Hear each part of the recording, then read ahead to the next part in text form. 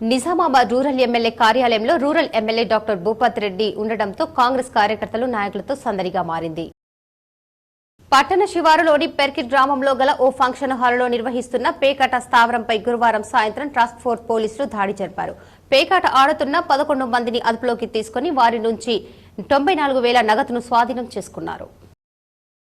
మహిళను హత్య చేసిన ఓ నిందితుడికి యావజ్జీవ కఠిన కారాగార శిక్ష విధిస్తూ జిల్లా జడ్జి కుంచాల సునీత తీర్పునిచ్చారు. మోర్తాడ్ మండలం సుంకెటకు చెందిన అంజమ్మ 2022 జనవరిలో అదృశ్యమైంది. కాగా కుటుంబీకులు ఇచ్చిన ఫిర్యాదు మేరకు పోలీసులు కేసు నమోదు చేసుకుని విచారణ చేపట్టగా ఆమె హత్యకు గురైనట్లు గుర్తించారు.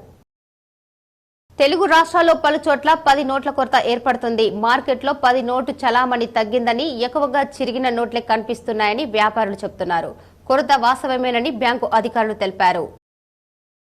టీమిండియా కెప్టెన్ రోహిత్ శర్మ యువ క్రికెటర్లను ప్రోత్సహించడంలో ముందుంటారని స్పిన్నర్ కుల్దీప్ యాదవ్ తెలిపారు. రోహిత్ పై యూత్ కు చాలా మద్దతు ఇస్తారు. టీంలోకి వచ్చిన కొత్త ప్లేయర్లతో ఆత్మవిశ్వాసాన్ని నింపుతారు. నా బౌలింగ్ కూడా చాలా బాగా అర్థం చేసుకున్నారు. అది నాకు చాలా ఆనందంగా ఉందని, అతను మద్దతు నాకు ఎప్పుడు ఉంటుందని ఓ ఇంటర్వ్యూలో చెప్పుకున్నారు.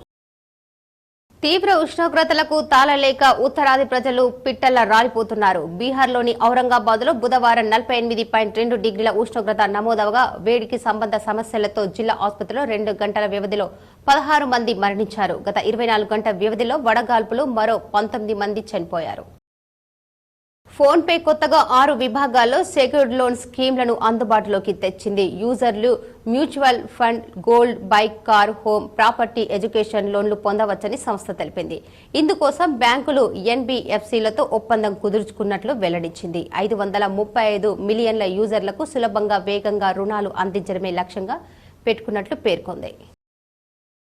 పౌర సరఫరాల శాఖలో కీలక పరిణామం చోటు చేసుకుంది. Nizamabad civil supply DSO Chandraprakash Jagdish Kumar పై సస్పెన్షన్ వేటు పడింది. ఈ మేరకు పౌర సరఫరాల ఎండీ డిఎస్ చౌహాన్ గురువారం ఉత్తర్వులు జారీ చేశారు.